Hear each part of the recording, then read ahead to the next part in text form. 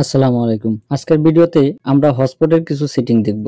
আপনি যদি আপনার বন্ধু-বান্ধবকে হটস্পটে ইন্টারনেট শেয়ার করে থাকেন আর এই সেটিংগুলি যদি আপনি না জানেন তাহলে আপনি অনেক প্রতারণার শিকার হবেন।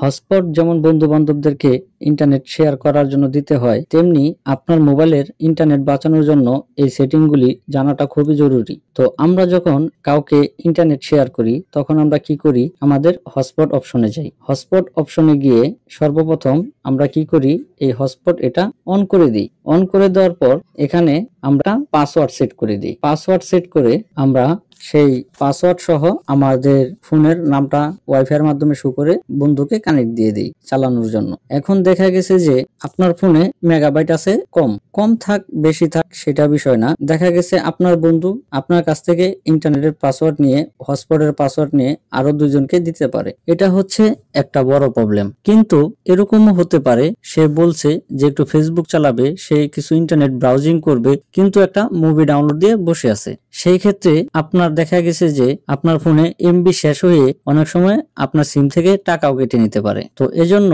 এই সেটিংগুলি জানাটা খুবই জরুরি। তো সর্বপ্রথম আপনি তাকে হটস্পট দিলেন, দেওয়ার পর অল্প একটু নিচে চলে আসবেন। নিচে চলে আসার পর এখানে লেখা আছে ওয়ান টাইম ডাটা লিমিট। এই ওয়ান টাইম ডাটা লিমিটে ক্লিক করে দিবেন। ক্লিক করে দেওয়ার পর এখানে ওয়ান টাইম ডাটা লিমিট এটাকে অন করে দিবেন। এটাকে অন করে দেওয়ার পর এখানে লেখা আছে সাইজে একটা ক্লিক করে দিবেন। সাইজে ক্লিক করে দেওয়ার পর এখানে 50 এমবি আছে, 100 এমবি আছে, 150 এমবি, 200 এমবি এবং কাস্টম আছে। আপনি যতটুকু এমবি হটস্পটের মাধ্যমে তাকে দিতে চান এটা এখানে বসিয়ে দিতে পারেন, অথবা এখান থেকে 200 এমবি সিলেক্ট করে দিতে পারেন, 100 এমবি সিলেক্ট করে দিতে পারেন। যদি আপনি এখানে 100 এমবি 200 এমবি সিলেক্ট করে দেন তাহলে সে 200 এমবি মাত্র হটস্পটের মাধ্যমে ব্যবহার করতে পারবে। পরবর্তীতে সে আর আপনার ইন্টারনেট খরচ করতে পারবে না। তো এই সেটিংটা খুবই একটা জরুরি। দ্বিতীয় সেটিং সেটা হচ্ছে আরো অল্প একটু নিচে গেলে দেখতে পারবেন এখানে লেখা আছে কানেক্ট ডিভাইস। কানেক্ট ডিভাইস একটা ক্লিক করে দিবেন। কানেক্ট ডিভাইসে ক্লিক করে দেওয়ার পর এখানে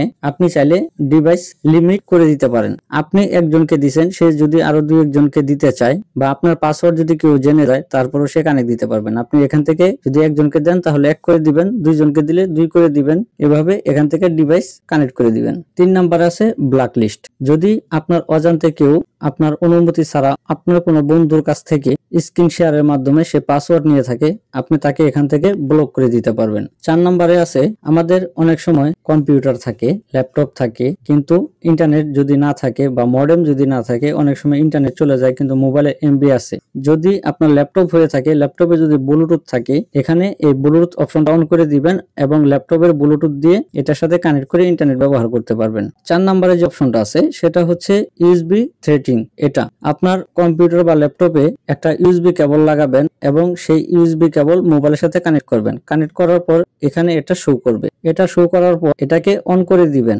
আপনার যদি ইন্টারনেট লাইন পিসিতে নাও থাকে, এই মোবাইলের হটস্পটের মাধ্যমে ইউএসবি কেবলের মাধ্যমে আপনি ল্যাপটপ কিংবা কম্পিউটারে ইন্টারনেট ব্যবহার করতে পারবেন। তো এই ছিল আজকের মতো ভিডিও। এই ভিডিও দেখে যদি কোনো কিছু শিখে থাকেন তাহলে অবশ্যই চ্যানেলটা সাবস্ক্রাইব করে দিবেন, আর যদি অলরেডি সাবস্ক্রাইব করে থাকেন তাহলে আপনাকে অসংখ্য ধন্যবাদ। আসসালামু আলাইকুম।